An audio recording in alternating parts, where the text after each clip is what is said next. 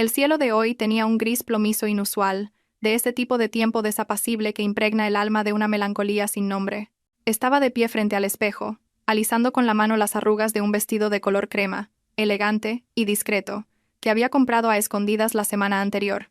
El color crema era suave, recatado, no demasiado llamativo, pero suficiente para hacerme sentir como una mujer de éxito o al menos como una madre respetable. En el calendario de la pared, el 20 de noviembre estaba marcado con un círculo rojo, junto a un diminuto corazón. Hoy era la primera reunión de padres del curso de Sofía, mi hija. Durante los 7 años que llevaba en el colegio, desde preescolar hasta terminar segundo de primaria, nunca había puesto un pie en esa importante reunión. Cada vez que insinuaba mi deseo de ir, Javier, mi marido, tenía cientos de razones para descartarlo de plano.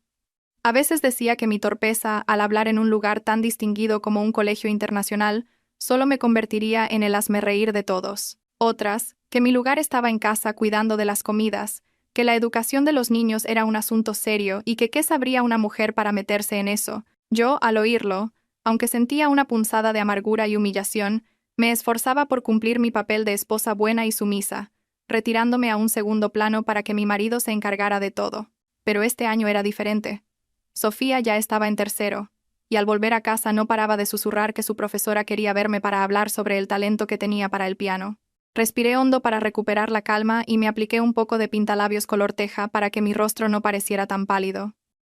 La puerta del despacho se abrió de golpe y apareció Javier. Llevaba un traje gris marengo hecho a medida, el pelo engominado y brillante, irradiando el aire elegante de un director de una empresa tecnológica en pleno auge.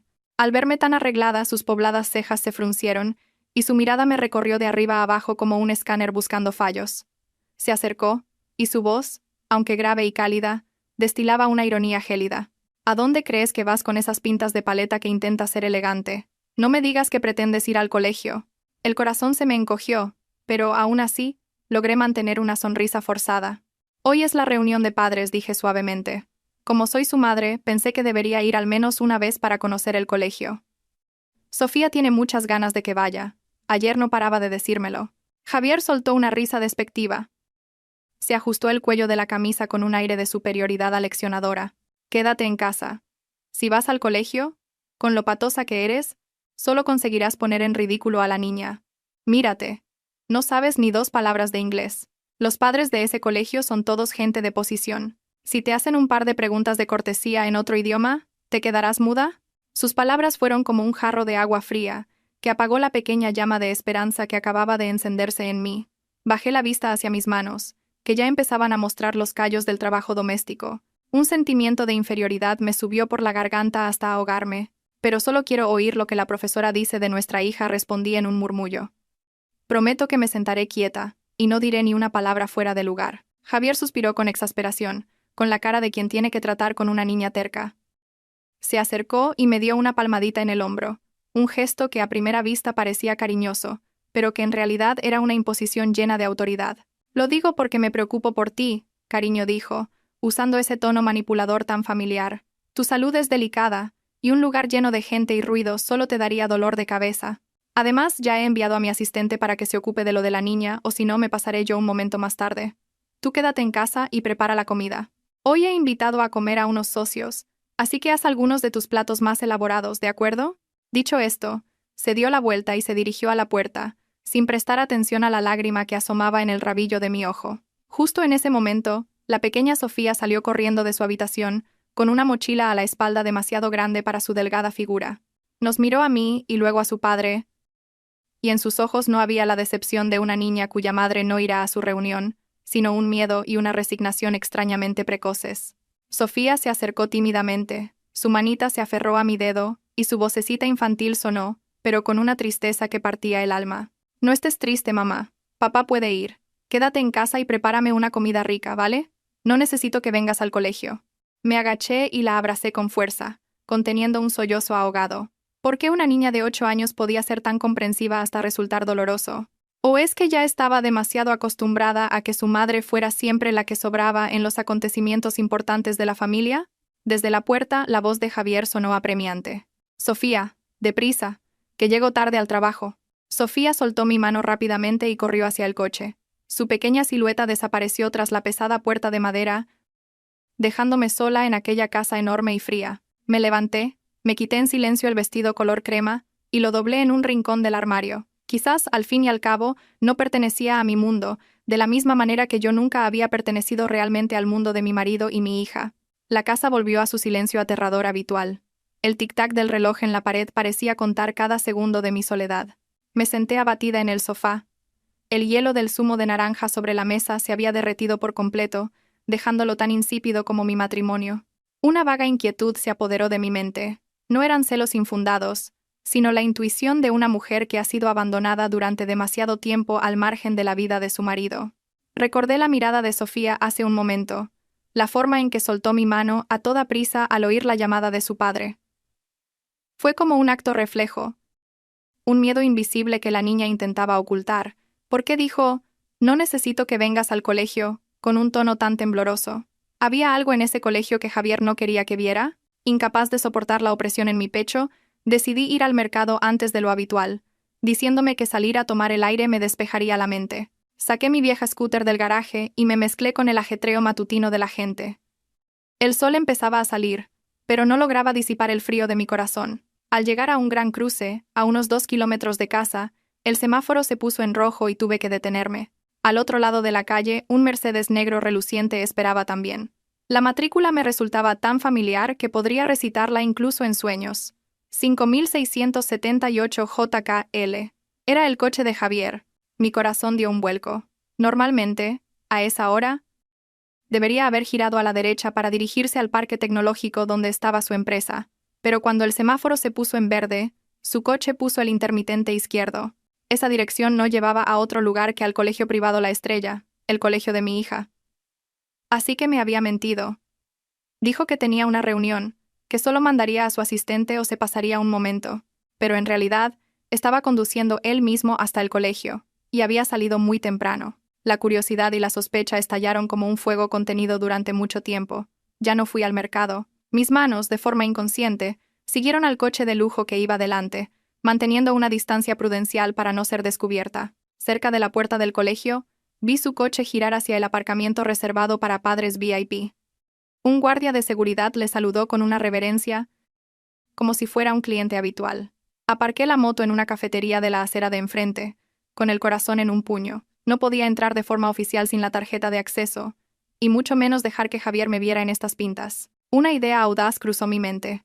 Me acordé de Carmen, una antigua vecina del bloque donde vivíamos antes, que ahora trabajaba como limpiadora a tiempo parcial en este colegio. La llamé a toda prisa, inventando la excusa más creíble que se me ocurrió. Carmen, querida, quería darle una sorpresa de cumpleaños a Sofía en el colegio, pero se me ha olvidado la tarjeta. ¿Podrías prestarme un momento tu uniforme de limpieza para poder entrar a hurtadillas? Carmen, que era una mujer de gran corazón y me tenía cariño por mi carácter apacible, aceptó de inmediato.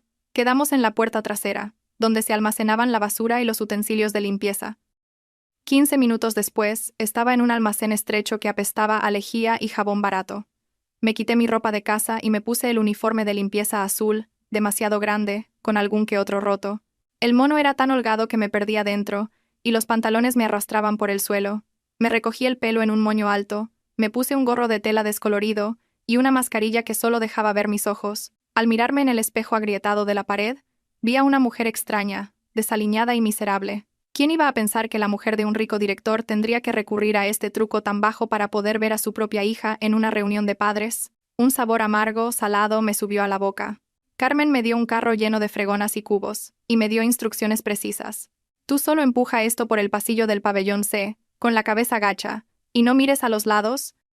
No vaya a ser que te vea algún supervisor. Cuando termines, sal de inmediato. Asentí, mis manos temblorosas agarraron el frío manillar del carro. Respiré hondo para calmar mi corazón desbocado. Empujé el carro y entré en el patio del colegio. Me mezclé con el personal de limpieza, intentando pasar lo más desapercibida posible. El pabellón C apareció ante mí, donde estaba la clase 3ROA de Sofía. El pasillo estaba silencioso. Solo se oía por los altavoces una suave música instrumental, en total contraste con la tormenta que se desataba en mi interior. No sabía qué me esperaba detrás de la puerta de esa clase, pero sabía que mi vida estaba a punto de tomar un rumbo diferente, más cruel y doloroso que cualquier pesadilla. El pasillo del pabellón C era largo y desolado. El viento se colaba por las rendijas de las ventanas, produciendo un leve silbido, como el suspiro de las paredes encaladas. Empujaba el carro de limpieza con pasos pesados. El chirrido de las ruedas sobre el frío suelo de granito resonaba con un sonido seco. A mi alrededor, el ambiente del Colegio Internacional desprendía un aire de lujo, muy diferente de la atmósfera sofocante y húmeda de la pequeña cocina en la que pasaba mis días. Me detuve frente a la puerta de la clase 3A, que tenía una bonita placa de madera con el nombre. Mi corazón latía con fuerza en mi pecho y el sudor me empapaba la espalda, a pesar del frío que hacía. Cogí un paño y fingí limpiar el alféizar de la ventana, pero mis ojos se colaban a través del cristal transparente para observar el interior. La primera imagen que vi me dejó petrificada. Mi mano, que sostenía el paño, se quedó inmóvil en el aire. En la primera fila, justo en el centro, estaba sentado Javier. Con la espalda recta, su rostro mostraba orgullo y aplomo, la viva imagen de un empresario de éxito. Pero lo que hizo que la sangre se me helara no fue su presencia, sino la mujer sentada a su lado. Llevaba un vestido de seda de color verde jade, su pelo ondulado y voluminoso caía sobre sus hombros, y su rostro, maquillado con exquisitez, desprendía una belleza moderna y afilada. Era ella, sin duda, Isabel, la profesora de piano que Javier había contratado para Sofía hacía ya un año. Estaban sentados muy juntos. La distancia entre sus hombros era tan íntima que no dejaba lugar a dudas. Cuando la tutora, desde la tarima, invitó a los padres a hablar, Isabel se levantó con naturalidad. Antes de hablar, le ajustó el cuello de la americana a Javier. Un gesto tierno y tan practicado que parecía que lo hubieran hecho miles de veces cada mañana. La voz de Isabel, clara y segura, resonó, atravesando el cristal y llegando a mis oídos como agujas afiladas. Estimada profesora y demás padres, mi marido y yo agradecemos enormemente al colegio por brindarle las mejores oportunidades a nuestra Sofía. En casa, aunque Javier está muy ocupado con su trabajo, siempre saca tiempo para educarla, y yo me centro en nutrir su alma artística. Toda la clase estalló en aplausos. Las miradas de admiración se centraron en aquella pareja perfecta. Javier sonrió, una sonrisa de satisfacción que hacía mucho tiempo que no le veía cuando estaba conmigo. Resulta que, durante los últimos 7 años, la razón por la que me prohibía venir al colegio no era por miedo a que yo avergonzara a nuestra hija, sino porque quería representar el papel de familia feliz y perfecta con su amante delante de todo el mundo. Sentí que las piernas me flaqueaban y una náusea me subió por la garganta. Quería irrumpir allí, gritarle al mundo entero la cara hipócrita que tenían, destrozar esa farsa. Pero justo cuando la ira estaba a punto de estallar, mi mirada se desvió hacia la última fila, donde se sentaban los alumnos oyentes. Allí estaba mi Sofía, perdida entre los demás niños. No miraba a la pizarra, ni a sus padres, que brillaban en la primera fila. Tenía la cabeza gacha, y sus pequeños hombros temblaban sin control. Y entonces vi algo que hizo que mi corazón de madre se rompiera en 1000 pedazos. Su manita se aferraba con fuerza a su propio muslo. Se pellizcaba con tal fuerza que sus uñas se clavaban en la carne, atravesando la fina tela del uniforme, dejando una pequeña mancha de sangre. Sus ojos estaban vacíos, sin vida, pero ese acto de autolesión revelaba una represión y un miedo extremos. No era la reacción de una niña avergonzada, sino el sufrimiento de una víctima sometida a tortura psicológica. En el momento en que vi la mancha de sangre extenderse por sus pantalones azul marino, mi cordura se derrumbó por completo. Ya no eran los celos de una esposa traicionada, sino el dolor y el pánico de una madre que ve a su hija autodestruirse ante sus propios ojos. ¿A qué le tenía tanto miedo Sofía? ¿Por qué tenía que hacerse daño al ver a su padre con la profesora de piano? Temblando, saqué mi viejo móvil del bolsillo del uniforme de limpieza. Mis dedos torpes fallaron varias veces antes de conseguir desbloquear la pantalla. No sabía a quién llamar. En mi cabeza solo quedaba el instinto de proteger a mi hija. Marqué el 112. El tono de llamada se alargó, tensando mis nervios al máximo. En cuanto respondieron al otro lado, balbuceé, con la voz rota por los sollozos. «Hola, ¿la policía? Salven a mi hija, por favor. Hay un caso de maltrato infantil en el colegio privado La Estrella. Vengan rápido, por favor». Apenas terminé de hablar, la puerta de la clase se abrió de repente. La reunión de padres había terminado antes de lo previsto. El bullicio de risas y conversaciones inundó el pasillo, haciéndome sobresaltar. Rápidamente empujé el carro de limpieza detrás de una gran columna para esconderme. Javier e Isabel salieron los primeros. Caminaban uno al lado del otro, Javier con una mano en el bolsillo del pantalón y la otra posada con aire posesivo sobre la cintura de Isabel. Parecían estrellas de cine saliendo de la alfombra roja. Sofía los seguía a trompicones, con la cabeza todavía gacha, cargando el bolso de marca de Isabel, con la postura sumisa de una pequeña sirvienta. Vi cómo Isabel se giraba y, a escondidas, le daba un fuerte pellizco en la cadera a la niña, mientras seguía sonriendo a los otros padres. Nuestra Sofía es un encanto. Siempre quiere llevarme las cosas. Sofía dio un respingo, pero no se atrevió a emitir ni un solo quejido, simplemente se mordió el labio con fuerza, aguantando el dolor. La sangre me hirvió en las venas. Estaba a punto de saltar para arrancarles a mi hija de las manos cuando Javier la cogió en brazos ágilmente. «Hoy mi niña se ha portado muy bien», dijo en voz alta. «Papá y mamá te llevarán a celebrarlo con una buena comida». Dicho esto, los tres se dirigieron a paso rápido hacia el aparcamiento, donde esperaba el reluciente Mercedes negro. Tiré la fregona al suelo y corrí tras ellos, pero el holgado uniforme de limpieza se me enredó en las piernas y caí de bruces. Cuando logré levantarme a duras penas y llegar a la puerta del colegio, el coche de Javier ya se había puesto en marcha. Agité la mano con todas mis fuerzas, intentando gritar el nombre de mi hija, pero la garganta se me anudó y no pude articular palabra. Un corpulento guardia de seguridad salió de su garita y me agarró con fuerza del brazo. «Oiga, limpiadora, ¿a dónde va corriendo como alma que lleva el diablo?», gritó. «¿Quiere robar algo o armar un escándalo? Vuelva adentro ahora mismo». Me revolví, con el rostro bañado en lágrimas que empañaban la imagen del coche que desaparecía en el cruce. Grité desesperada. «Esa es mi hija, se la llevan. Suélteme». El guardia me miró con una mezcla de desprecio y lástima. Me soltó de un empujón, haciéndome caer sobre el duro pavimento. «¿Está loca?», murmuró. «Ese es el coche del director Javier. Unos padres recogiendo a su hija. ¿Qué se inventa usted?». «Una cualquiera, seguro». Me quedé sentada en el suelo, impotente, observando el denso tráfico. El móvil en mi mano todavía tenía la pantalla encendida. La llamada de emergencia no se había cortado, pero nadie llegó. El sol de mediodía empezaba a picar, dibujando manchas brillantes en el asfalto como si se burlara de mí. Seguía allí, acurrucada junto al viejo plátano de sombra frente a la puerta del colegio, con el uniforme de limpieza azul manchado de polvo. Los otros padres pasaban, todos elegantemente vestidos, me lanzaban miradas de compasión o de asco, y se apresuraban a pasar, como si temieran contagiarse de alguna enfermedad.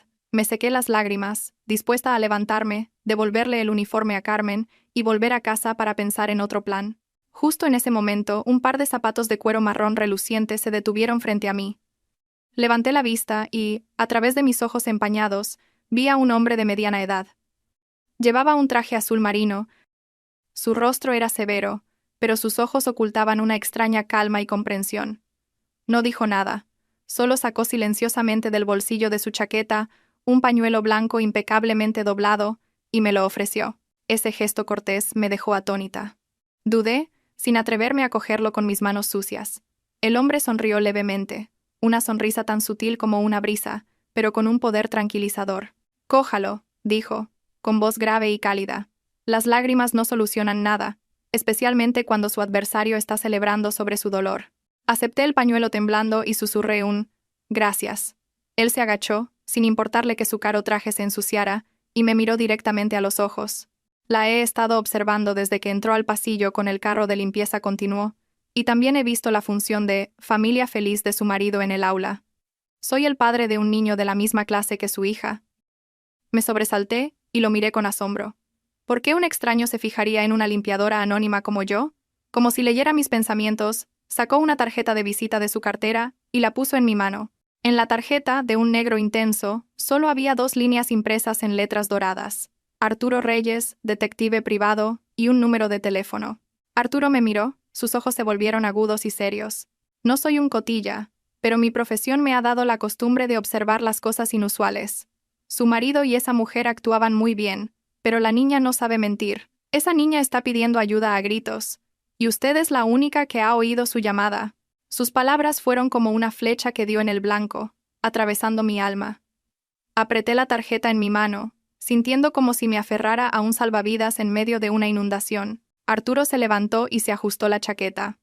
Antes de irse, me dijo algo que me despertó de mi aturdimiento. Para vencer a un hipócrita, tiene que ser más serena que él. Su ira ahora mismo es la mejor arma que él puede usar para convertirla en una loca a ojos de todo el mundo. Vaya a casa, lávese la cara y espere a que su hija vuelva. Esta guerra no ha hecho más que empezar. La espalda de Arturo se perdió entre la multitud, pero sus palabras seguían resonando en mis oídos. Miré la tarjeta, el nombre Arturo, grabado en negrita era como una promesa. Respiré hondo, secándome las últimas lágrimas de debilidad. Sí, no podía llorar más. Tenía que volver a casa. Tenía que esperar a que volviera Sofía para ver de dónde venían exactamente las heridas de su cuerpo. La casa, al atardecer, se sumió en una penumbra crepuscular. No encendí las luces. Me quedé sentada en el sofá, inmóvil como una estatua de piedra. El familiar sonido del motor del coche fuera me sacó de mis pensamientos. Javier había vuelto. La puerta se abrió. Javier entró con el ceño fruncido, la corbata aflojada, y tiró su maletín de cuero con fuerza sobre una silla.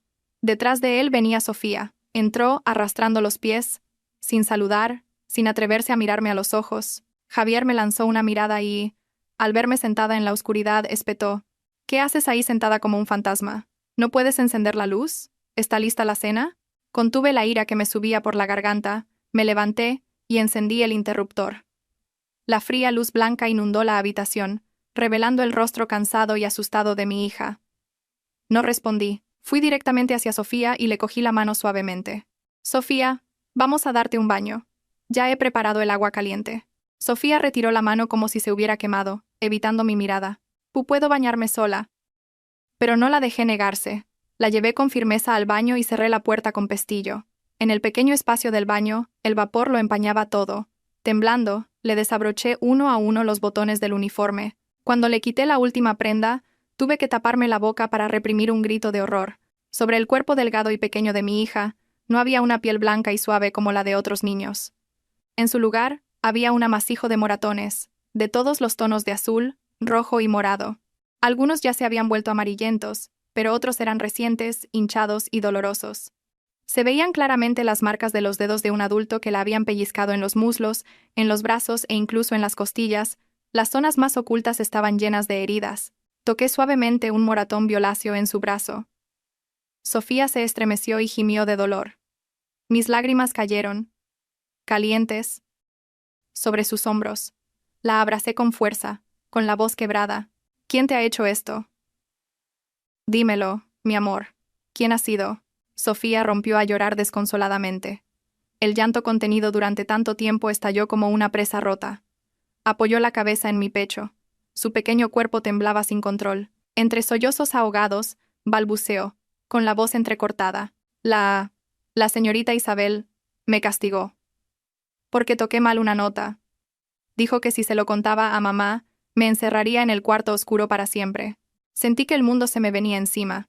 La señorita Isabel, la amante de mi marido, la que él elogiaba por nutrir el alma artística de nuestra hija, resulta que esa elegante clase de piano era en realidad un infierno en la tierra, un lugar donde la torturaban, donde descargaban sus frustraciones retorcidas sobre el cuerpo de una niña inocente, y Javier, su padre, lo sabía todo. Pero había elegido callar, e incluso ser cómplice de ese demonio. Estaba sentada al borde de la cama, todavía sujetando la manita fría de mi hija.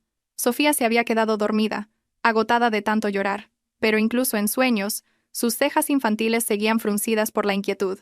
La puerta del dormitorio se abrió y entró Javier. El fuerte olor a alcohol, mezclado con un perfume de mujer empalagosamente dulce, me golpeó la nariz, creando el hedor repugnante de la traición. Javier se aflojó la corbata, se acercó a la cama para mirar a la niña, y luego se volvió hacia mí con ojos inquisitivos. «¿Ya se ha dormido?», preguntó, con la voz pastosa pero aún autoritaria. «¿Por qué tiene los ojos tan hinchados? ¿Cómo cuidas de ella cuando estoy fuera?» Levanté la vista hacia el hombre al que había llamado marido durante casi una década. Su rostro seguía siendo atractivo, elegante, pero ahora solo veía en él una falsedad que me helaba la sangre. Me tragué el nudo que tenía en la garganta, e intenté que mi voz sonara lo más calmada posible para no levantar sospechas. «Mientras la bañaba, he visto que tiene muchos moratones en el cuerpo. Dice que la profesora la castigó por tocar mal una nota. ¿Tú sabías algo de esto?» Javier se quedó paralizado un segundo, desvió la mirada y recuperó rápidamente su aire de superioridad. Soltó una risita y agitó la mano como si estuviera diciendo tonterías. «¡Qué estupidez! La señorita Isabel es una profesora de gran prestigio, enseña a los hijos de gente muy importante. ¿Cómo iba a pegar a un alumno? Seguro que Sofía se ha caído en el colegio haciendo el bruto y, por miedo a que la riñas, se ha inventado esa historia».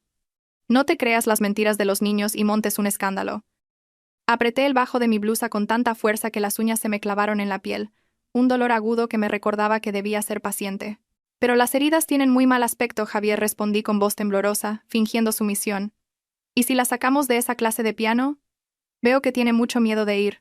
El rostro de Javier se ensombreció. Se acercó y me plantó la cara a escasos centímetros. Su aliento a alcohol me provocó náuseas. Bajó la voz, y cada palabra era como una daga envenenada que se clavaba en el miedo más profundo de una madre. ¿Quieres arruinarle el futuro a tu hija? ¿Sabes lo que me costó conseguirle una plaza en la clase de la señorita Isabel? Si ahora montas una escena, la expulsarán y correrá el rumor de que es una niña malcriada y mentirosa. Entonces tu hija no podrá levantar cabeza en ese colegio de élite. Javier hizo una pausa, observando mi reacción, antes de asestar el golpe de gracia psicológico. Lo mejor es que te calles, le pongas un poco de pomada y ya está. No me hagas quedar mal con mis socios y con el colegio por tener una mujer que no sabe cuál es su sitio. Limítate a disfrutar de la buena vida que tienes en casa y deja que yo me ocupe de todo.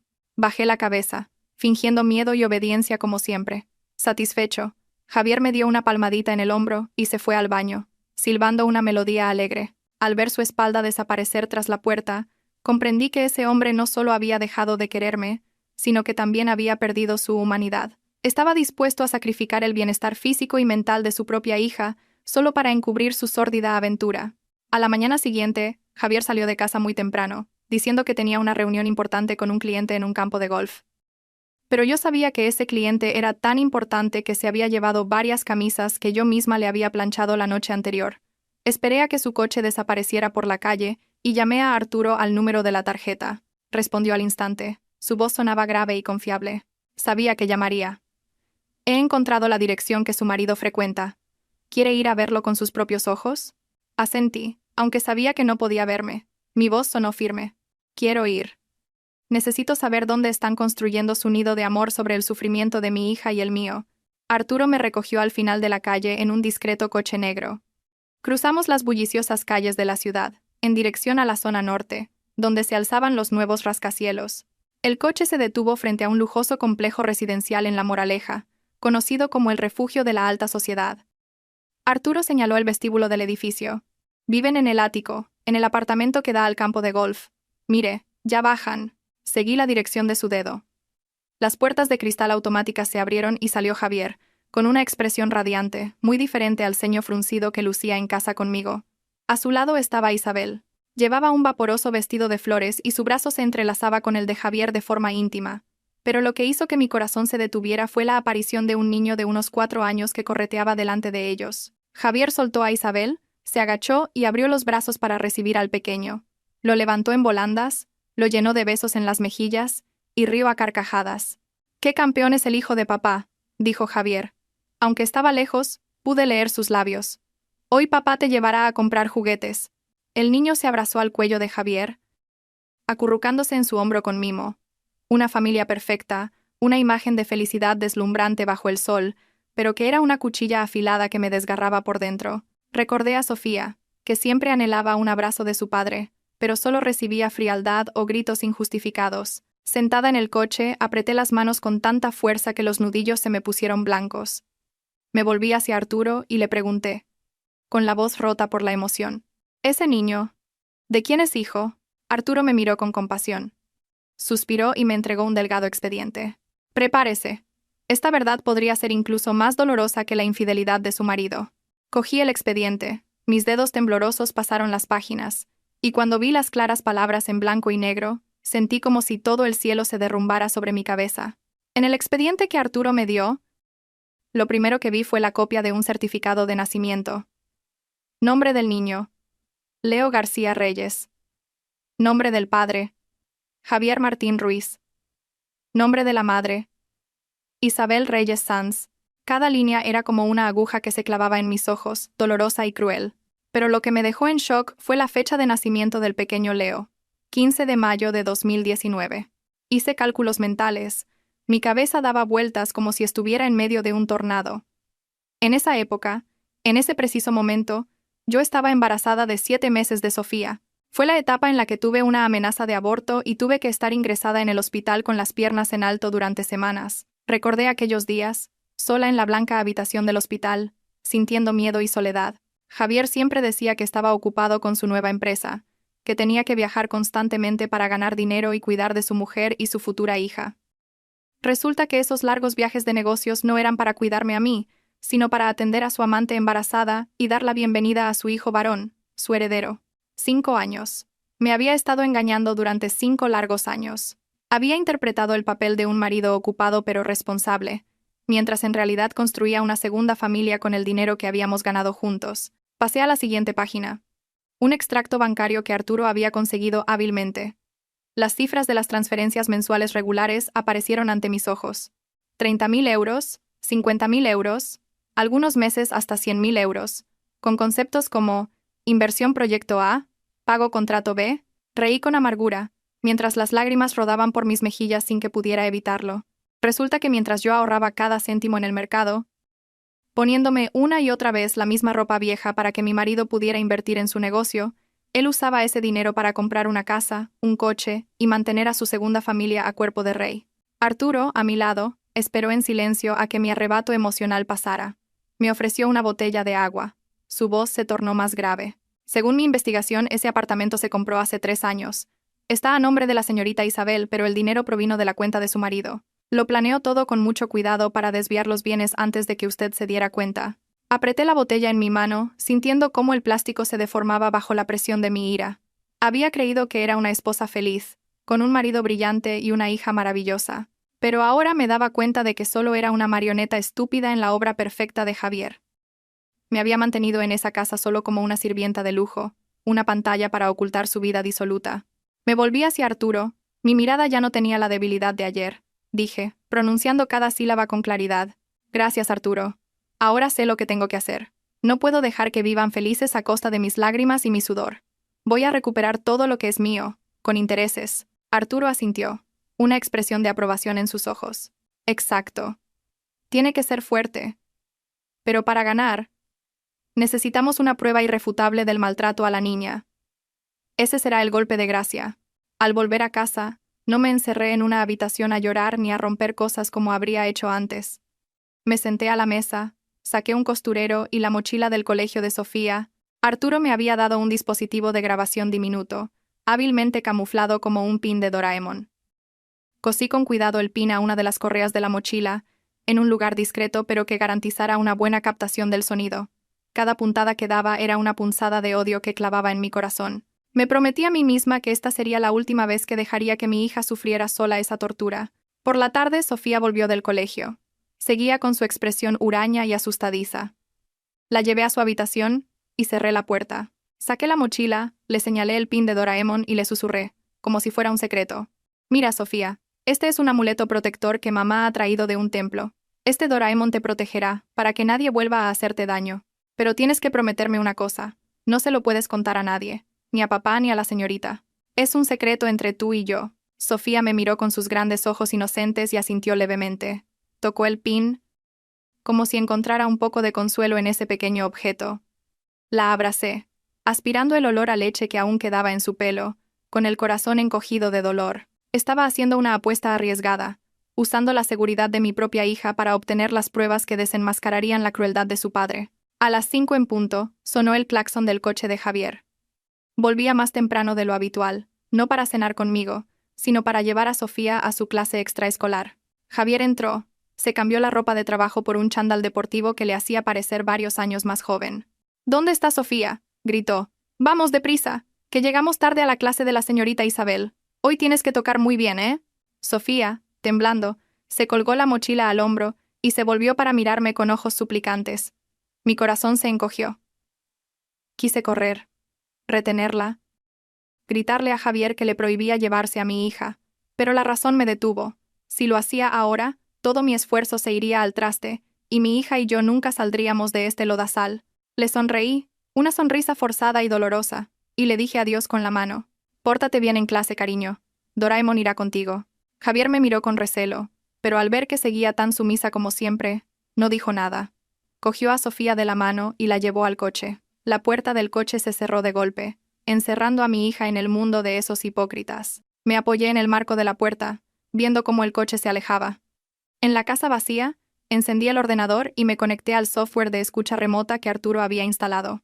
Me puse los auriculares, apreté con fuerza el borde de la mesa y contuve la respiración, esperando los sonidos del infierno que estaban a punto de llegar. Cayó la noche y el espacio en la gran casa se volvió aún más silencioso y frío. Sofía dormía profundamente, su pequeña mano todavía aferrada al pin de Doraemon como si fuera un tesoro. Con cuidado, le quité el pin, lo llevé a mi dormitorio y lo conecté al ordenador. Con manos temblorosas, me puse los auriculares, preparándome para enfrentarme a lo que iba a oír, aunque sabía que sería más cruel que cualquier pesadilla. El archivo de audio comenzaba con el murmullo del motor del coche, mezclado con la alegre música infantil que Javier solía poner. Luego se oyó su voz, con un tono tan dulce que me dio un escalofrío. «Sofía, hoy tienes que portarte muy bien en casa de la señorita Isabel. Ella te quiere mucho, por eso te da clases gratis. Si te portas mal, papá se pondrá muy triste». La vocecita de mi hija respondió en un susurro. «Sí, papá». Su voz temblaba como la de un pajarillo asustado ante una tormenta. Luego, el sonido de la puerta del coche cerrándose, pasos entrando en una casa, y entonces la voz de Isabel. No era el tono melodioso y refinado de la reunión del colegio, sino un tono agrio y despectivo. «¿Ya estás aquí? Entra de una vez. Qué lenta eres. Como no termines hoy la pieza, para Elisa, no te vas a casa».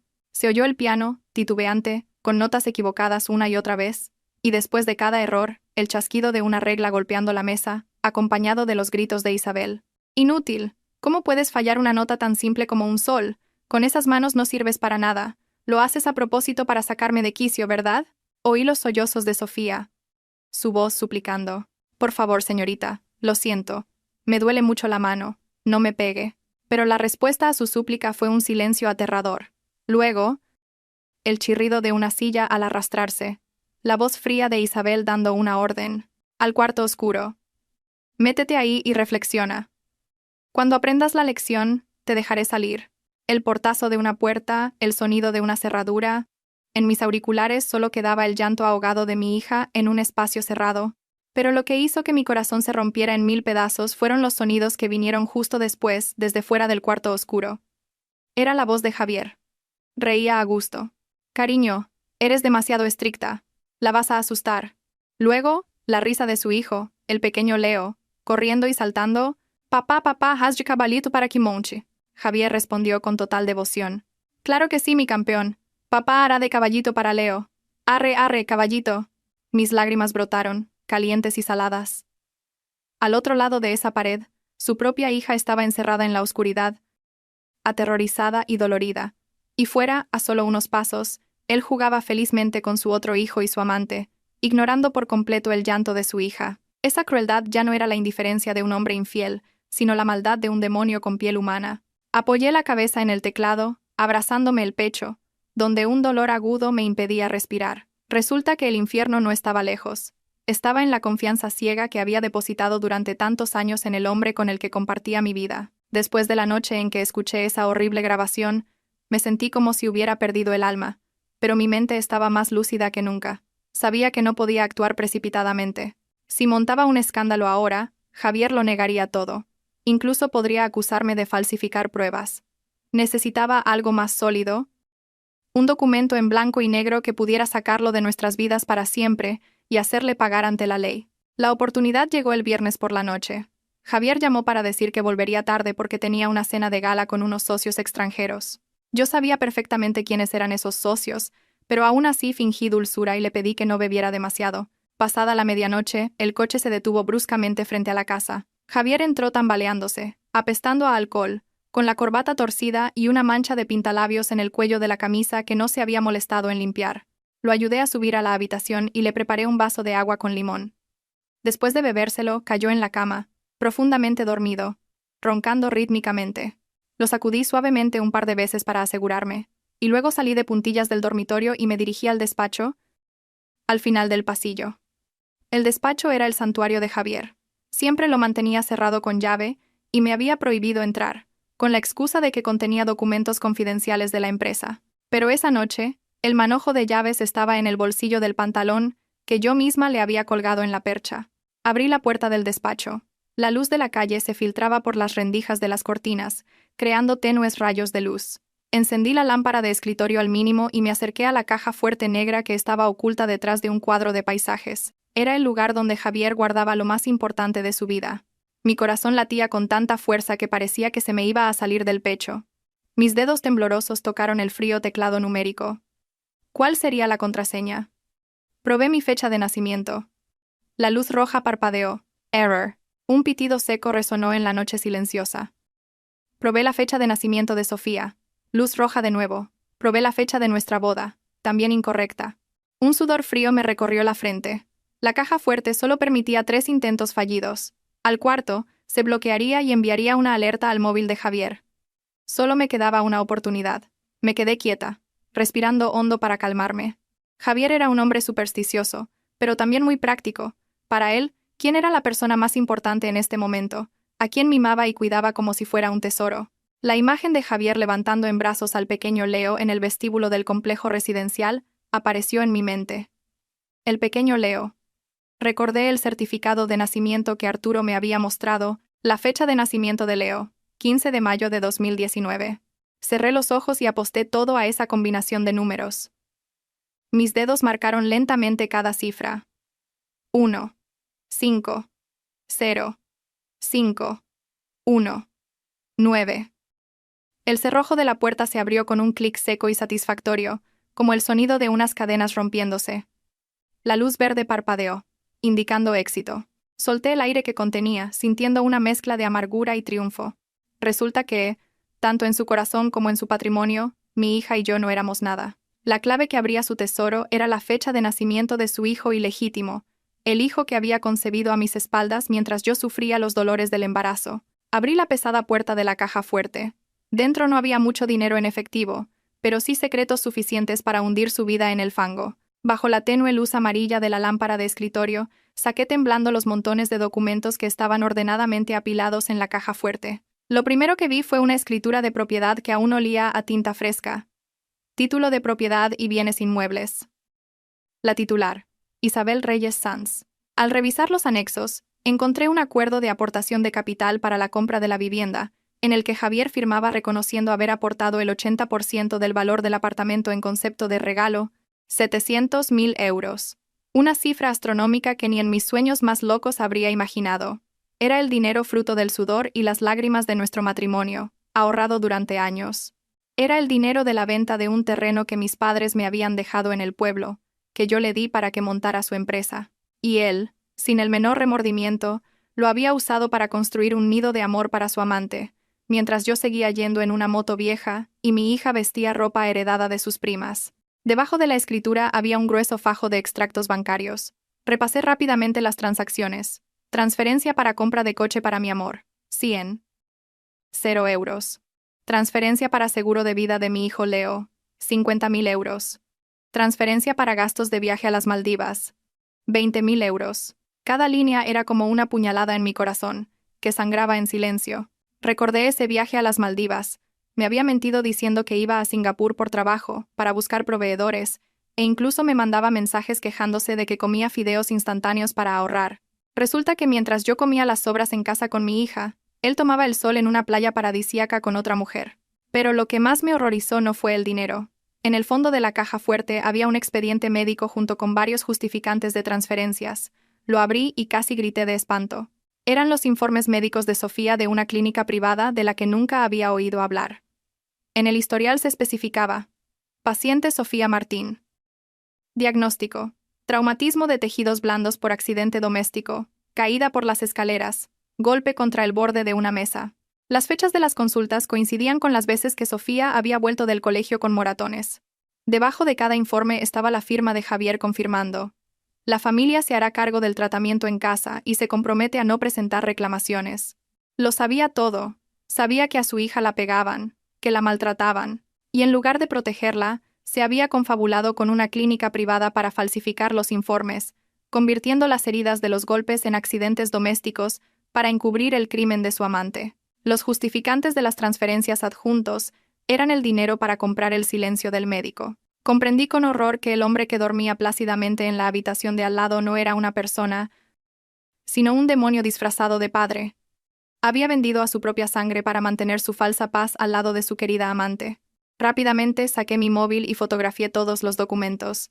Mis manos temblaban tanto que las primeras fotos salieron borrosas. Tuve que pellizcarme el muslo para calmarme. Cuando terminé, volví a meter todos los documentos en la caja fuerte, intentando dejarlos exactamente como estaban. Tenía que hacer como si nadie hubiera entrado, porque la mejor parte del espectáculo aún estaba por llegar. Justo cuando cerré la puerta de la caja fuerte, sin haberme levantado aún, la luz del techo del despacho se encendió de repente.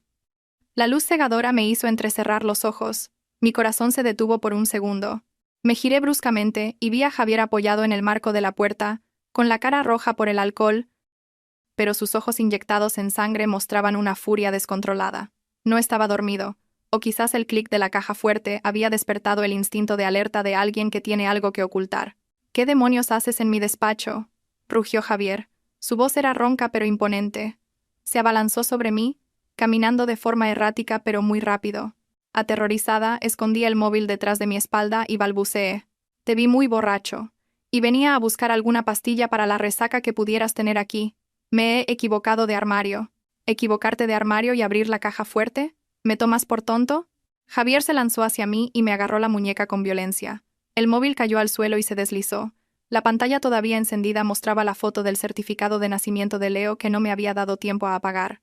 Javier miró el móvil y luego a mí. En ese instante, la máscara de marido modelo y padre estricto que había llevado durante tantos años se hizo añicos, revelando el verdadero rostro de una bestia acorralada, cruel, descarado y sin escrúpulos. ¿Te has atrevido a investigarme?, siseó, cambiando inmediatamente el trato. Levantó la mano y me empujó con fuerza. Tropecé y me golpeé la cabeza contra el borde del escritorio. Un dolor agudo y punzante me recorrió el cuerpo. Vi estrellas. Me agarré la cabeza e intenté levantarme, mirándole directamente a los ojos con una indignación incontenible. Sí, te he investigado. Eres un cabrón. Usas el dinero de tu mujer y tu hija para mantener a una zorra, y dejas que maltraten a tu propia hija. ¿Es que no eres humano? ¡Cállate!, gritó Javier. Se agachó, recogió mi móvil y lo estrelló contra la pared. El teléfono se hizo 1000 pedazos. Rió con crueldad, se acercó, me agarró del pelo y tiró de él hacia atrás. Ya que lo sabes todo, no necesito ocultarlo más, siseó entre dientes. Sí, ya tengo un hijo varón que continúe mi linaje. Estoy harto de esta esposa paleta y de esta hija inútil. Pensaba dejarte en paz como una sombra en esta casa, pero te ha dado por buscarme las cosquillas. Javier acercó su rostro al mío. Su aliento a alcohol era insoportable. Su tono era una amenaza directa. Escúchame bien. Si te atreves a abrir la boca sobre esto o a publicar esas pruebas de mierda, te voy a arruinar la vida. Tengo dinero, tengo contactos. Te convertiré en una loca, te encerraré en un manicomio, y no volverás a ver a Sofía en tu vida. ¿Entendido? Dicho esto, me empujó al suelo de nuevo, y se fue, cerrando la puerta de un portazo, dejándome en la oscuridad con el dolor físico y un odio desbordante. Pero, extrañamente, en medio de ese dolor, ya no sentía miedo. Sus amenazas no me acobardaron, al contrario, fueron una declaración de guerra oficial. El teléfono estaba roto, pero él no sabía que todos los datos que había fotografiado se habían sincronizado automáticamente con la nube de almacenamiento que Arturo me había preparado. Después de esa noche, nuestra casa se convirtió en una auténtica prisión. Javier no volvió a pegarme, pero la tortura psicológica fue mucho peor. Me confiscó todos los dispositivos electrónicos, cortó la conexión a Internet y contrató a una nueva empleada del hogar. Se llamaba Rosa, una mujer de mediana edad con cara de pocos amigos y unos ojos huidizos, a la que Javier había instruido para que me vigilara las 24 horas del día. Me encontré bajo arresto domiciliario en la misma casa que había cuidado durante 7 años. Cada vez que quería salir al mercado o a la farmacia, Rosa me seguía como una sombra. Javier volvía cada vez más tarde del trabajo, y el olor a alcohol y a perfumes extraños en su ropa era cada vez más intenso. Ya no se contenía. Hacía videollamadas con Isabel y el pequeño Leo en el salón, riendo a carcajadas como para provocarme. Pensaba que, después de la paliza y las amenazas de esa noche, yo estaría muerta de miedo. Y yo actué exactamente como él esperaba. Me movía como una sombra, agachando la cabeza cada vez que me gritaba, obedeciendo sumisamente todas sus exigencias irracionales. Le cocinaba sus platos favoritos, le planchaba la ropa para sus citas con su amante, sin decir una palabra de queja. Al ver mi sumisión casi servil, Javier fue bajando la guardia. Me lanzaba miradas de desprecio y se burlaba. ¿Ves cómo así estás mejor? Si eres buena tendrás comida en la mesa. Si te rebelas contra mí, acabarás en la calle. Pero él no sabía que detrás de esa apariencia dócil ardía un fuego de odio, esperando el día para consumirlo todo. Tampoco sabía que, en el fondo del recipiente del arroz en la cocina, yo había escondido un viejo teléfono móvil. Era el que usaba para llamar a mi madre en el pueblo antes de casarme, olvidado en un rincón del trastero. Cada día, aprovechando que Rosa iba al baño o dormía la siesta, sacaba a escondidas el teléfono y le ponía una tarjeta SIM de prepago que Arturo me había dado en secreto en la puerta del colegio. Le enviaba mensajes a Arturo para informarle de la situación. Mensajes cortos, pero llenos de determinación. Sigue alerta. Está moviendo dinero. Yo estoy bien, esperando el momento. Arturo me decía que tuviera paciencia. La precipitación ahora mismo acabaría con cualquier esperanza. Lo entendía. Estaba jugando una partida a vida o muerte con un demonio, y aceptaba retroceder un paso para avanzar 3. Los moratones de mi cuerpo desaparecieron, pero las heridas de mi alma supuraban cada día más. Miraba a Sofía, cada vez más callada y asustadiza. Mi corazón se partía de dolor. «Mamá, ¿cuándo nos llevará papá al parque?», me preguntó Sofía una noche de lluvia torrencial. La abracé, acariciando su pelo sedoso, conteniendo las lágrimas. Le susurré al oído. «Pronto, mi amor, solo un poquito más. Y mamá te llevará muy lejos, a un lugar donde solo haya alegría y risas». Esa promesa no era solo para ella, sino también un juramento que me hacía a mí misma. La falsa calma duró casi una semana, hasta que llegó la tragedia. Era martes, un día de sol abrasador. Estaba en la cocina limpiando verduras bajo la atenta mirada de Rosa, cuando sonó el teléfono fijo del salón. Rosa corrió a contestar, y su rostro se puso pálido. Me llamó a toda prisa. «Señora Elena», llama la profesora, «dice que le ha pasado algo a la niña Sofía. Conteste rápido». Mi corazón dio un vuelco. Dejé caer las verduras, corrí al salón y le arrebaté el auricular. Al otro lado, la voz de la tutora sonaba alarmada. «Elena, ¿eres tú? Ven al colegio inmediatamente. Sofía se ha desmayado en clase, tiene fiebre muy alta y está convulsionando. Ya hemos llamado a una ambulancia». Sentí un zumbido en los oídos. El teléfono se me cayó de las manos. Sin pensar, salí corriendo hacia la puerta como una loca. Rosa intentó detenerme, pero al ver mi expresión desesperada, retrocedió asustada. Paré un taxi y le grité la dirección del colegio al conductor. Durante el trayecto, llamé a Javier desde el móvil de Rosa, ya que el mío estaba destrozado. El teléfono sonó durante mucho tiempo hasta que finalmente contestó, con voz irritada. «¿Qué pasa? Estoy en una reunión importante». «Me da igual en qué reunión estés, ven al hospital ahora mismo», le grité, perdiendo toda compostura. «Sofía está en urgencias. Si le pasa algo te juro que te mato». Al llegar al hospital infantil, vi a Sofía en una camilla. Su pequeño rostro estaba rojo por la fiebre, sus labios secos y agrietados, y sus extremidades se retorcían. Médicos y enfermeras la llevaban a toda prisa a la sala de urgencias. Corrí junto a la camilla, agarrando su mano ardiendo, mientras mis lágrimas caían sin cesar. «Sofía, mi amor, mamá está aquí. Ya estoy contigo. No tengas miedo». Casi una hora después, Javier apareció, con paso tranquilo. Todavía llevaba su traje impecable, pero en sus ojos no había ni rastro de la preocupación de un padre. En su lugar, miraba a su alrededor con nerviosismo, como si temiera ser reconocido, antes de acercarse a mí con tono recriminatorio. «¿Por qué armas tanto escándalo? Los niños se ponen enfermos, es normal. Pareces una histérica, la gente se va a reír de ti». Levanté mis ojos enrojecidos y lo miré fijamente. En un momento en que nuestra hija se debatía entre la vida y la muerte, este hombre solo se preocupaba por su imagen y sus sucios secretos. Su crueldad había superado todos los límites de la decencia humana. La puerta de urgencias se abrió y salió un médico de mediana edad con expresión seria. Miró a su alrededor y preguntó en voz alta, «¿Quiénes son los familiares de la paciente Sofía Martín?». Javier y yo nos acercamos a la vez. Él se adelantó. «Yo soy su padre. ¿Qué le pasa a mi hija, doctor? Será un simple golpe de calor, ¿verdad?». El médico miró a Javier por encima de sus gruesas gafas, con una expresión de sospecha y juicio. Dijo fríamente, «¿Golpe de calor? La niña tiene una neumonía aguda que le ha provocado fiebre alta y convulsiones, pero ese no es el problema más grave». Hizo una pausa, mirando directamente a los ojos de Javier, y recalcó cada palabra. «Durante el examen, hemos encontrado numerosas lesiones en el cuerpo de la niña, antiguas y recientes, superpuestas. Hay signos evidentes de maltrato continuado. Necesitamos hablar con la familia sobre este asunto». El aire en el pasillo del hospital pareció congelarse tras las palabras del médico. Javier se quedó petrificado. Su rostro pasó del rojo intenso a un blanco ceniciento. Empezaron a brotarle gotas de sudor en la frente. Sabía que si esto salía a la luz, no solo su reputación como director se iría por el desagüe, sino que su querida amante Isabel también se vería envuelta en problemas legales. Javier forzó una sonrisa torcida y antinatural. Se acercó al médico y le susurró, como si intentara sobornarlo. «Doctor, ha habido un malentendido.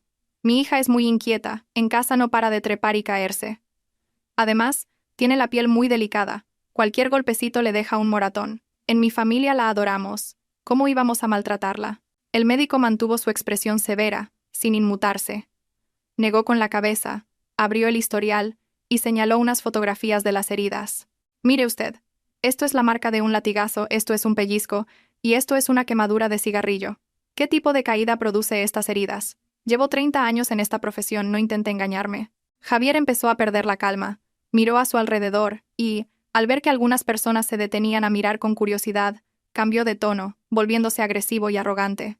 «Usted es médico, así que dedíquese a curar. No se meta en los asuntos de los demás. No vamos a seguir el tratamiento aquí.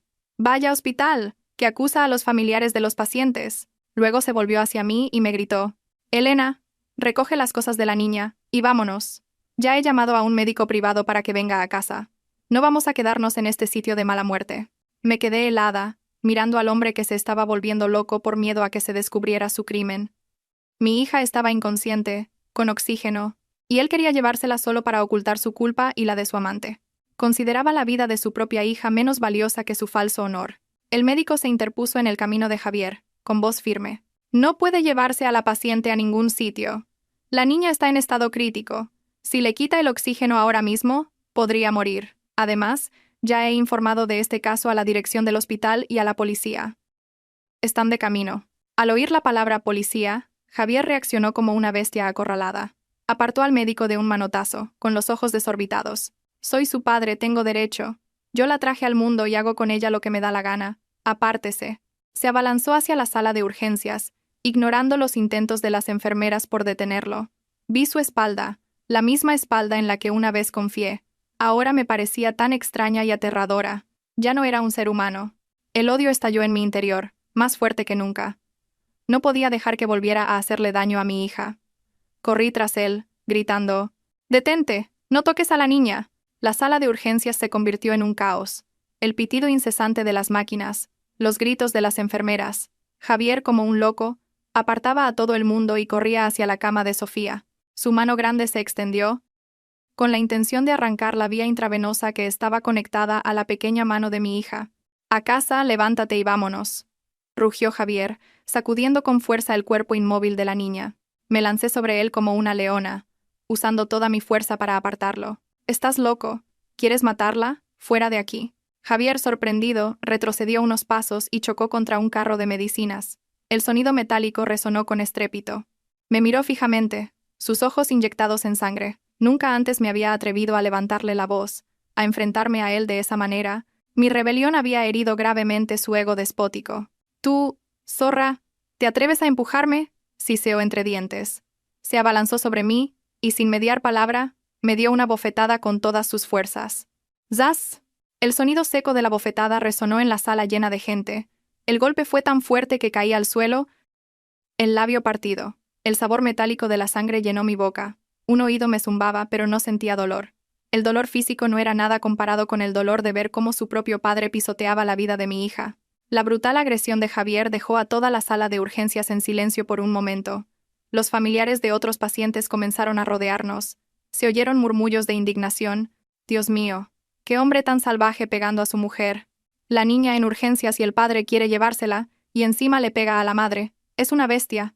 Grabadlo y subidlo a internet para que se le quiten las ganas de ser tan violento». Decenas de móviles se levantaron, sus lentes oscuras apuntando directamente a la cara de Javier como cañones de justicia. Javier entró en pánico. Se dio cuenta de que había ido demasiado lejos, que él mismo había destrozado su máscara de respetabilidad ante todo el mundo. Se cubrió la cara con las manos y retrocedió, murmurando maldiciones, pero sin atreverse a ser más agresivo. Me levanté a duras penas, limpiándome la sangre del labio.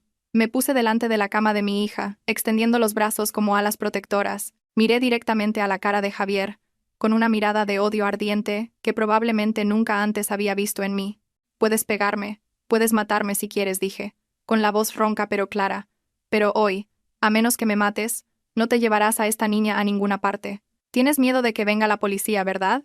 ¿Tienes miedo de que se descubra lo que tú y esa zorra le habéis hecho a la niña?» «¡Cállate!», gritó Javier, intentando abalanzarse sobre mí de nuevo, pero dos médicos corpulentos lo sujetaron con fuerza. Los guardias de seguridad del hospital llegaron justo a tiempo y lo inmovilizaron, arrastrándolo fuera de la sala entre los abucheos de la gente. Javier se revolvió y me miró con ojos llenos de odio.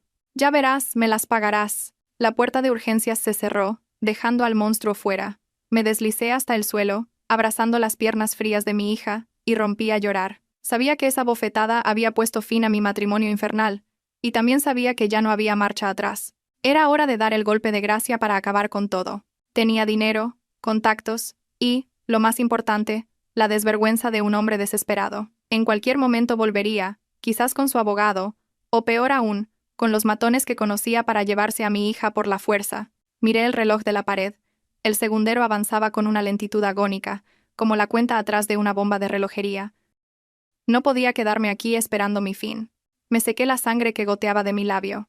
Su sabor metálico pareció despertar mi instinto de supervivencia más profundo. Saqué a escondidas el viejo teléfono móvil que llevaba en la cintura del pantalón y, con manos temblorosas, tecleé rápidamente un mensaje en clave que había preparado para Arturo. SOS Plan B. Apenas 2 minutos después de enviar el mensaje, el pasillo exterior se llenó de un ruido ensordecedor. Se oían pasos apresurados y gritos que retumbaban por toda la planta. «¿Dónde está? ¿Dónde está el marido maltratador? Llevadme a verle la cara a ese desgraciado que se ha atrevido a pegarle a mi sobrina», gritó una voz de mujer de mediana edad, estridente y autoritaria. Era la voz de una actriz secundaria profesional que Arturo había contratado. Inmediatamente después, se oyó el clamor de un grupo de personas que decían ser parientes del pueblo, que habían venido al hospital para exigir justicia para su pobre sobrina. La multitud rodeó la puerta de urgencias, bloqueando el paso a los guardias y a las enfermeras. Lloraban y se lamentaban, contando mi trágica historia y creando una escena de caos sin precedentes. Incluso oí a alguien gritar: «Retransmitidlo en directo, amigos. Que todo el mundo vea la verdadera cara de esta familia». Aprovechando que la atención de todos estaba centrada en la puerta principal, supe que había llegado mi momento. Miré a mi hija en la cama, con una determinación inquebrantable. Esta era mi última apuesta, y tenía que ganar. El ruido del pasillo era cada vez más fuerte, como una cortina de humo perfecta para encubrir mis acciones. Rápidamente, cerré la puerta de la sala por dentro para que nadie pudiera entrar por sorpresa. Me volví hacia la cama y miré a Sofía. Todavía estaba somnolienta por la medicación, pero sus ojos estaban abiertos de par en par, llenos de miedo. Le acaricié el pelo y le susurré, con voz suave pero firme: «Sofía, mi amor, vamos a jugar al escondite. Ahora mamá te va a llevar a un lugar seguro. Tienes que estar muy callada. No puedes llorar ni decir nada. ¿Puedes hacerlo?». Sofía asintió débilmente. Su pequeña mano se aferró a la mía. Apreté los dientes y le quité con cuidado la vía intravenosa del brazo. Una gota de sangre brotó, y la limpié rápidamente con un algodón. Mi corazón se encogió de dolor, pero no me permití flaquear. Quedarse aquí era una sentencia de muerte. Cogí mi abrigo grande y la envolví con él. La levanté en brazos. Sofía pesaba muy poco. El peso insignificante de una niña de 8 años me llenó de una tristeza infinita. No salí por la puerta principal, sino por una puerta lateral que daba al pasillo del personal y al área de residuos. El pasillo trasero estaba desierto. Olía a desinfectante y a un frío que parecía venir del depósito de cadáveres. Apreté a mi hija contra mi pecho y caminé deprisa, intentando no hacer ruido. Cada pequeño sonido me hacía sobresaltar, imaginando que la mano de Javier estaba a punto de agarrarme por la espalda. Al llegar a la salida trasera del hospital, una vieja furgoneta negra esperaba con el motor en marcha. La puerta se abrió y vi a Arturo al volante, con una gorra que le cubría la mitad de la cara. Me hizo una seña para que subiera rápidamente. Me metí en el asiento trasero y cerré la puerta de golpe. Arturo pisó el acelerador y la furgoneta salió disparada, mezclándose con el denso tráfico de la hora punta. Por el retrovisor, vi a Javier en la entrada principal del hospital, intentando abrirse paso entre la caótica multitud para entrar. Su rostro estaba rojo de ira e impotencia, pero había llegado tarde. Abracé a Sofía con fuerza, sintiendo su pequeño pecho subir y bajar contra el mío.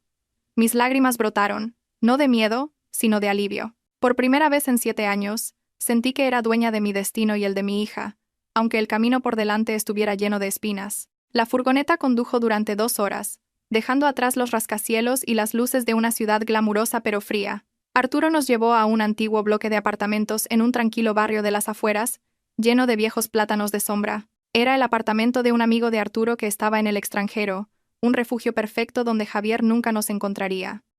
La casa era pequeña pero acogedora y limpia, olía a aceite esencial de citronela. Acosté a Sofía en una cama con sábanas blancas impecables. Se había quedado dormida en mis brazos hacía rato. En su rostro aún quedaban rastros de lágrimas secas, pero su respiración era más regular. Me senté a su lado, observándola dormir. Por primera vez en muchos días de angustia y miedo, la vi dormir en paz. Sin sobresaltos, sin gemidos ni llamadas a su madre en sueños. Aquí no había gritos de su padre ni golpes de la señorita Isabel, solo la paz que había conseguido a costa de sangre y lágrimas. Arturo me trajo una taza de leche caliente y un poco de pan. Se apoyó en el marco de la puerta, mirándonos con una mezcla de compasión y ánimo. «Estad tranquilas», aquí dijo en voz baja para no despertar a la niña. «He llenado la nevera de comida, he dejado un teléfono nuevo en la mesa. No uséis vuestros números antiguos ni os conectéis a redes sociales con vuestros dispositivos. Javier os está buscando como un loco». Cogí la taza de leche. Su calor se extendió desde mis manos por todo mi cuerpo. Miré a Arturo, con una gratitud que no podía expresar con palabras. Si no fuera por este extraño, mi hija y yo seguiríamos atrapadas en ese infierno. «Gracias, Arturo», dije con la voz quebrada. «Te debo la vida, a ti y a mi hija». Arturo sonrió. Una sonrisa amable que disipó la frialdad habitual de un detective. Negó con la cabeza. «No me debes nada. Solo he hecho mi trabajo. Descansa, mañana tenemos una gran batalla por delante. Tienes que estar fuerte para proteger a la niña». Asentí. Arturo cerró la puerta suavemente, dejándonos a solas. Me acosté al lado de Sofía y la abracé. A la mañana siguiente, la luz del sol se coló por las rendijas de las cortinas y me despertó.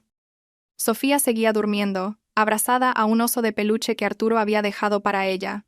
Salí de puntillas al salón y abrí el ordenador portátil que Arturo había dejado sobre la mesa.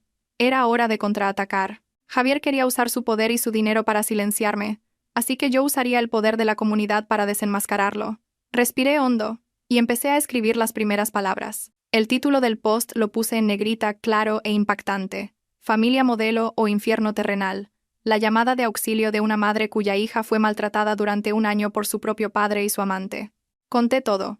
Cómo Javier me había prohibido ir a las reuniones de padres durante 7 años para poder representar su papel de matrimonio feliz con su amante. Cómo había usado el dinero familiar para comprar una casa y mantener a su amante y a su hijo ilegítimo. Y lo más doloroso, cómo Sofía había sido encerrada en un cuarto oscuro y golpeada salvajemente en las clases de piano de la señorita Isabel. Adjunté todas las pruebas que tenía. La grabación del llanto desgarrador de mi hija, las fotos de los moratones que cubrían su pequeño cuerpo, el certificado de nacimiento del hijo de Javier y el vídeo de la bofetada en el hospital. Cada vez que pulsaba Enter para subir una foto, sentía una punzada en el corazón. Estaba exponiendo mis propias heridas al mundo. Era doloroso, humillante, pero lo acepté, porque era el cuchillo más afilado para cortar las ataduras de Javier. Pulsé el botón de publicar. El post apareció. Me quedé mirando la pantalla, esperando la reacción del mundo exterior. Los primeros 5 minutos solo hubo unos pocos me gusta, pero a los 10 minutos, las notificaciones empezaron a estallar. El número de veces que se compartió aumentó exponencialmente. Los comentarios de indignación se multiplicaron. «Dios mío, es una bestia, no una persona. Se me saltan las lágrimas. Pobre niña. ¿Qué clase de padre es este? Hay que encontrar a este tipo y que pague por lo que ha hecho. La profesora de piano se llama Isabel. Boicot a esa academia de música ya». En solo una hora, mi publicación se había compartido decenas de miles de veces y se había extendido por todos los grupos de redes sociales. El teléfono de Arturo sonaba sin parar. Me miró y asintió, animándome. «Lo has conseguido, Elena. Las redes están ardiendo. Los medios de comunicación ya están empezando a llamar.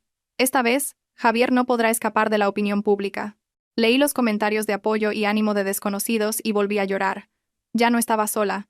Millones de madres estaban de mi lado dándome fuerzas. Javier tenía dinero, pero no podía comprar la conciencia de toda una sociedad.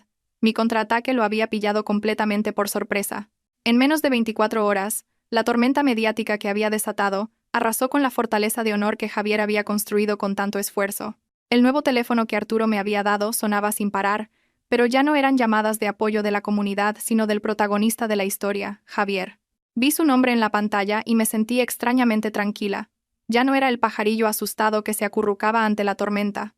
Contesté y puse el altavoz para que Arturo también pudiera oír. Y por supuesto activé la grabación de la llamada. Al otro lado de la línea, la voz de Javier rugió como la de una bestia herida y acorralada. «Elena, ¿te has vuelto loca? ¿Sabes lo que acabas de hacer? Borra esa publicación ahora mismo. Inmediatamente». Tomé un sorbo de té caliente, dejando que el calor me reconfortara, y respondí con el tono más frío que pude. ¿Por qué debería borrarla? Es la verdad. ¿Tanto miedo le tienes a la verdad?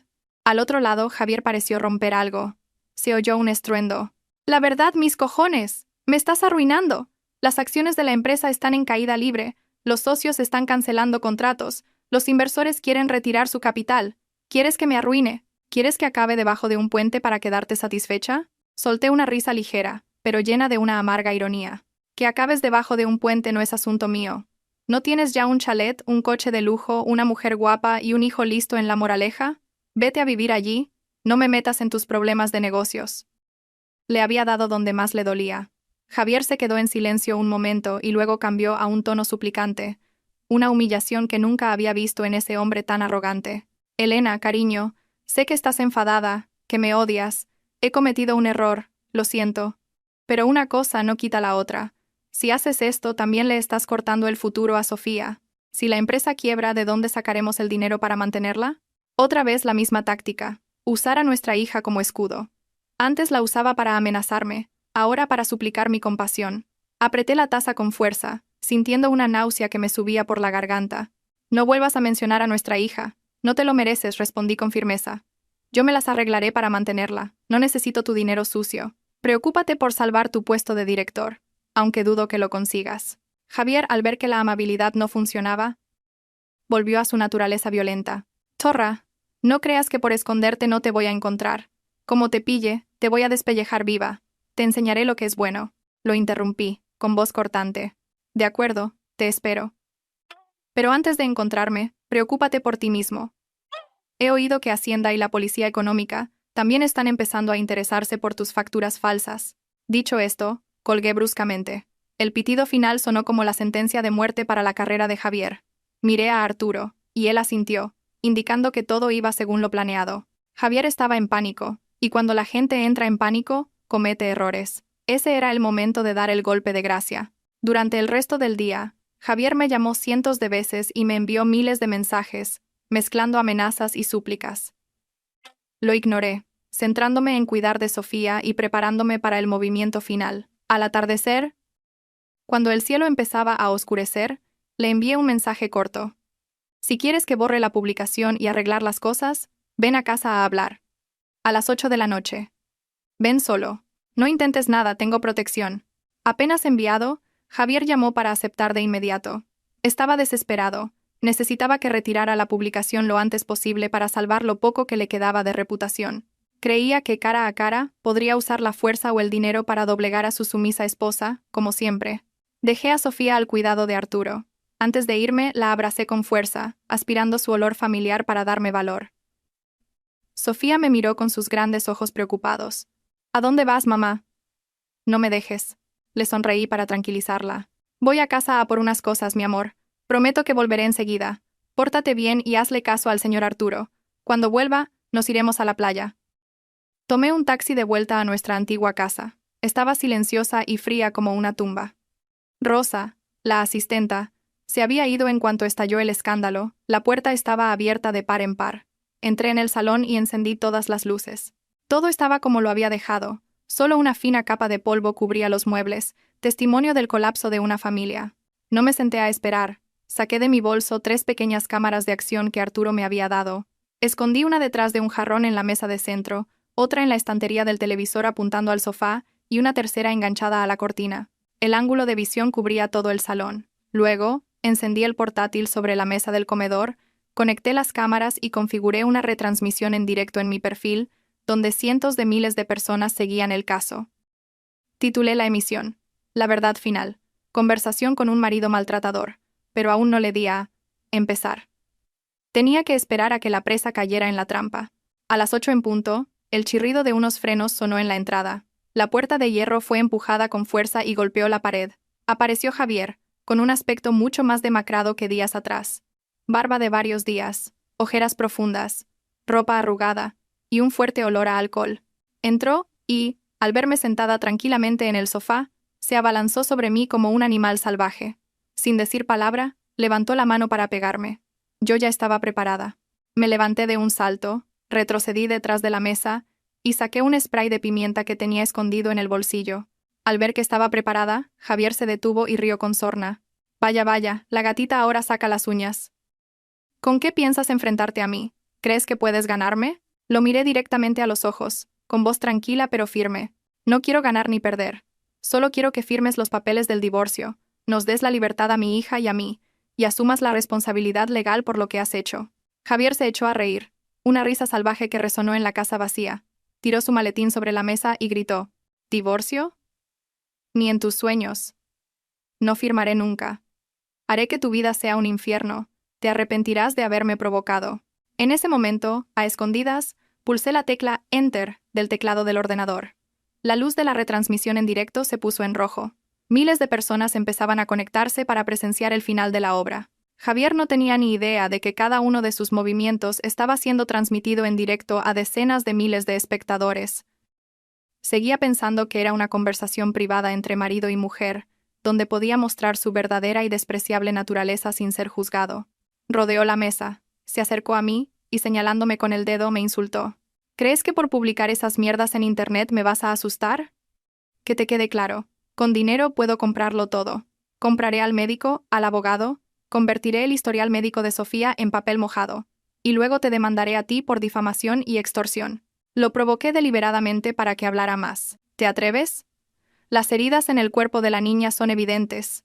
Tú y la señorita Isabel la habéis golpeado y encerrado en un cuarto oscuro. ¿No tienes conciencia? Javier sonrió con desdén, con una arrogancia desmedida. ¿Conciencia? Isabel solo estaba educando a Sofía por su bien.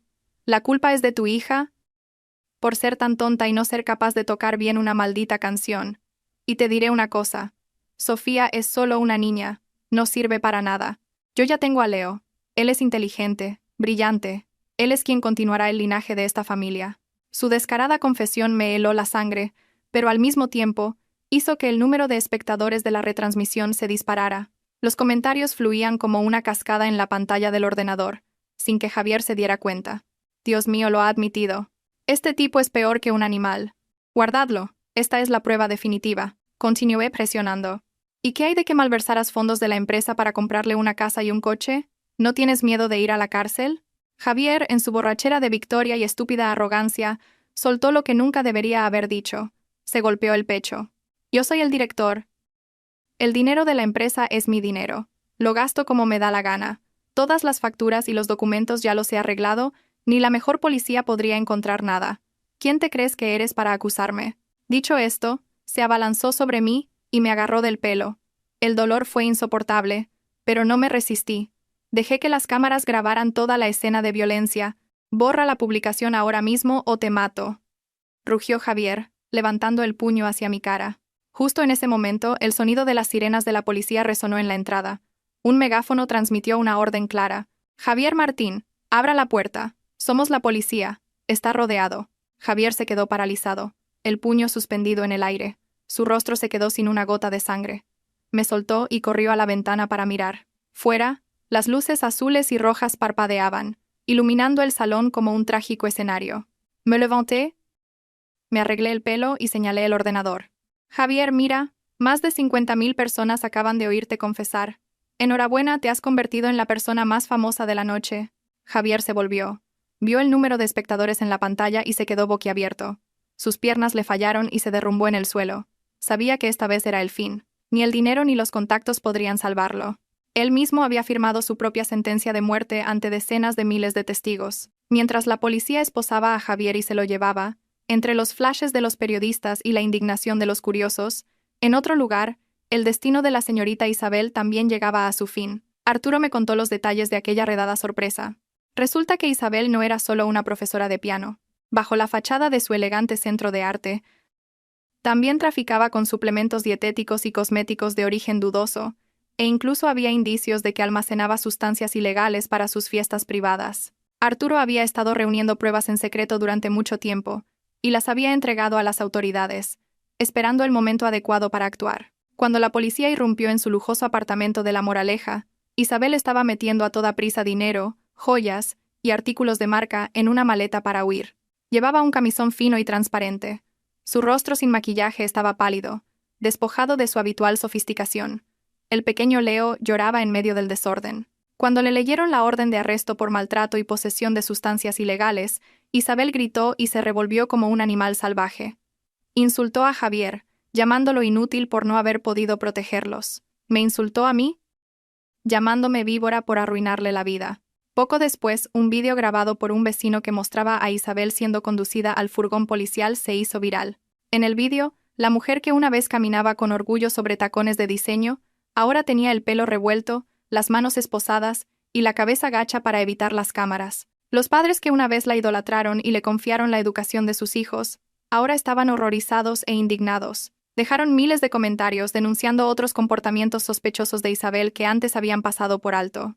La máscara perfecta de la talentosa y bella profesora de piano se había roto, revelando una personalidad retorcida y podrida. El pequeño Leo fue entregado temporalmente a los servicios sociales, que contactaron a sus abuelos paternos para que se hicieran cargo de él. Al ver la imagen del niño, desconcertado mientras se lo llevaban, sentí una punzada de lástima. Los niños no tienen la culpa es de los adultos que siembran el mal, y luego son sus propios hijos quienes sufren las consecuencias. Apagué el ordenador y me quedé sentada en silencio en el salón vacío. Afuera empezó a llover, gotas pesadas que limpiaban el polvo de la ciudad y que parecían limpiar también el dolor y el sufrimiento que se habían aferrado a mi vida durante los últimos 7 años. El ulular de las sirenas rasgó el silencio de la noche, un sonido estridente e inolvidable. Las luces intermitentes de los coches de policía atravesaban las ventanas, proyectando en las paredes sombras danzantes y fantasmagóricas. Javier seguía en el suelo, con la mirada perdida en la pantalla del ordenador, donde el número de espectadores del directo ascendía a decenas de miles, junto con una avalancha de maldiciones e insultos. La puerta principal se abrió de golpe, y entró un grupo de policías uniformados, liderados por el inspector jefe del distrito, acompañado por Arturo. Javier levantó la vista, y su mirada se cruzó con la de Arturo. En ese instante pareció comprenderlo todo. No había sido una coincidencia. Todo era una trampa perfectamente tendida para una bestia acorralada. Un agente se acercó y leyó la orden con voz clara. Javier Martín, hemos recibido una denuncia y tenemos pruebas directas de sus actos de violencia doméstica, lesiones y amenazas de muerte. Le pedimos que nos acompañe a la comisaría. Javier intentó levantarse a trompicones. Su instinto de arrogancia se despertó débilmente.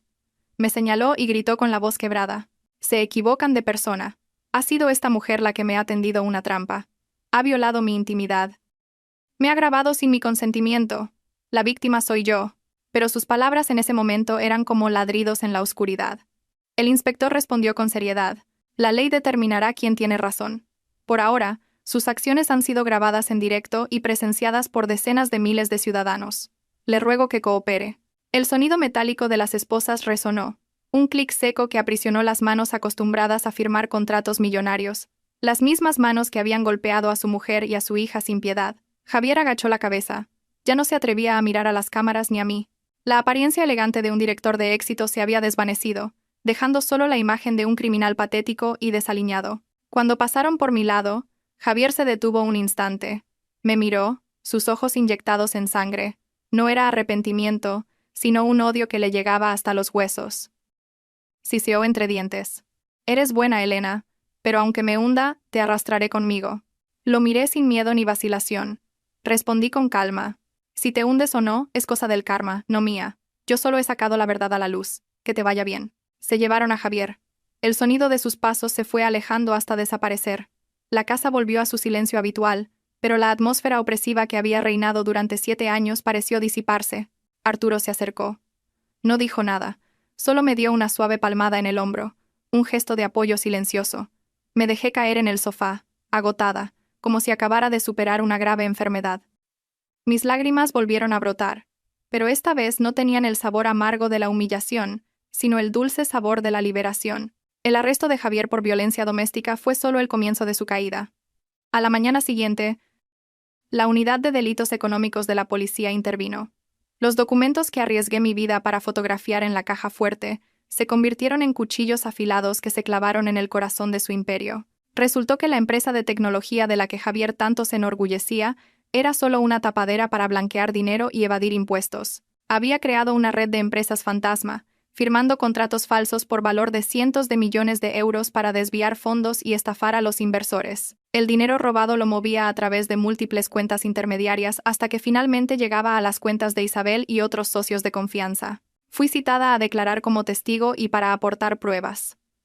Sentada en la oficina, mirando el grueso expediente que me mostraron los investigadores, sentí un escalofrío. Javier no solo me había engañado a mí, sino a toda la sociedad, a todos los que habían confiado en él. Un joven investigador me preguntó con cierta compasión: «Señora, vivió con él durante 7 años. ¿De verdad no sabía nada de estas actividades?». Sonreí con amargura y negué con la cabeza. Él decía que los negocios eran un campo de batalla y que las mujeres no debían saber mucho para no preocuparse. Yo solo me ocupaba de la casa. Gastaba lo que él me daba cada mes. Nunca me atreví a preguntar de dónde venía el dinero. Javier fue acusado de estafa, apropiación indebida y evasión de impuestos, con cantidades especialmente elevadas. A esto se sumó el agravante de usar dinero ilícito para mantener a su amante y a su hijo. Su abogado estimó que se enfrentaría a una larga condena, posiblemente de 20 años a cadena perpetua. En prisión preventiva, Javier se derrumbó rápidamente. Según me contó el abogado, adelgazó mucho y su pelo se volvió canoso en cuestión de semanas.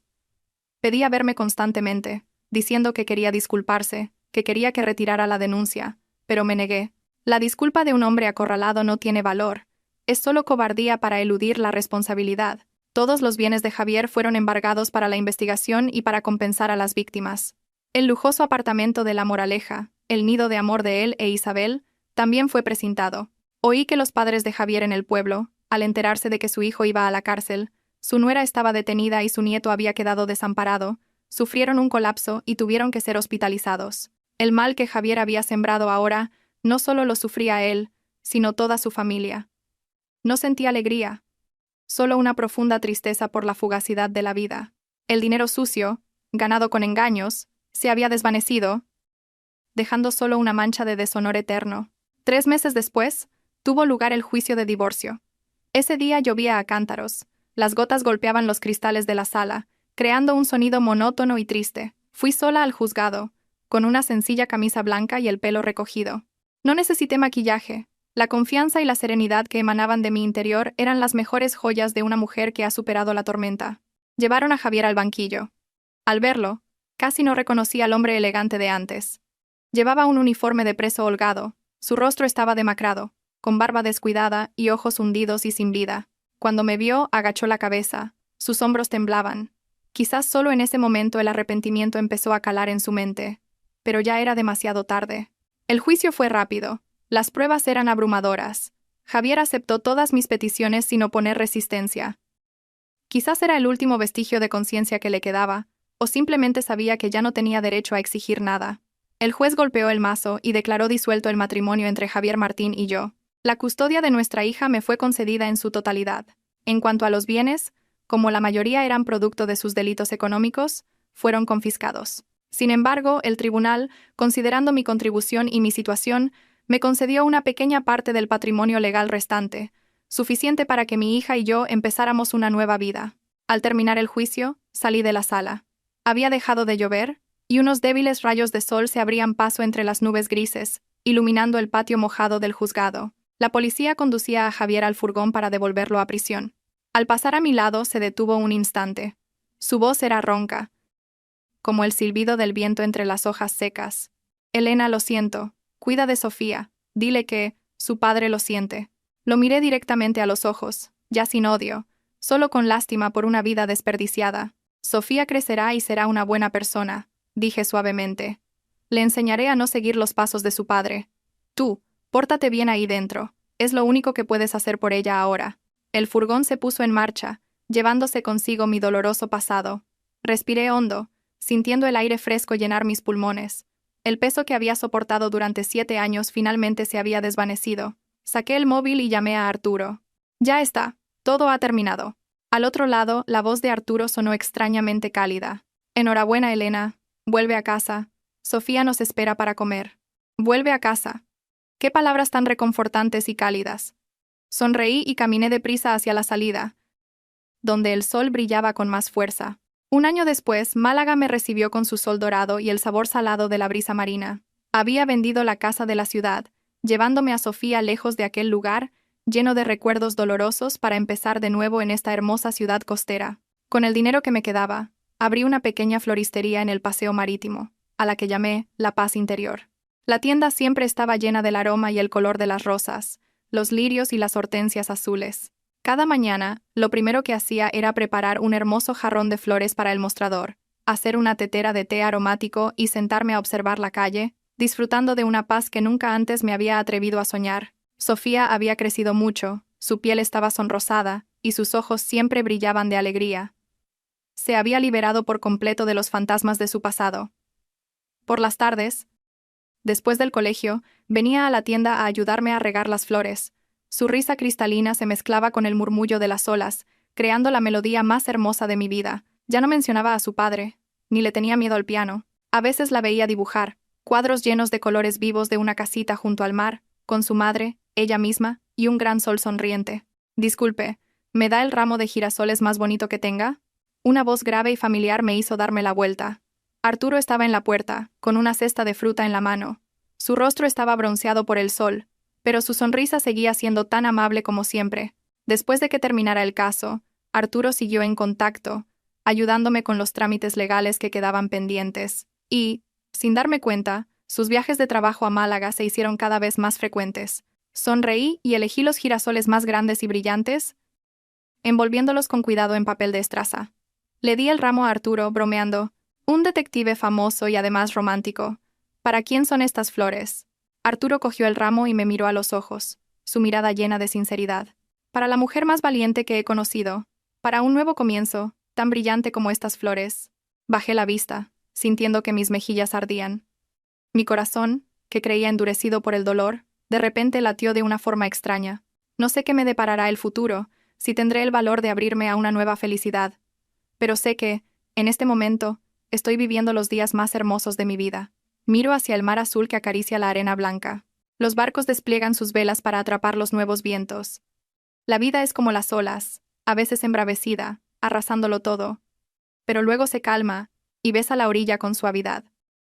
He atravesado la tormenta para encontrar la paz en mi alma. He aprendido que la felicidad no es un regalo de otros, sino algo que se conquista y se construye con tus propias manos.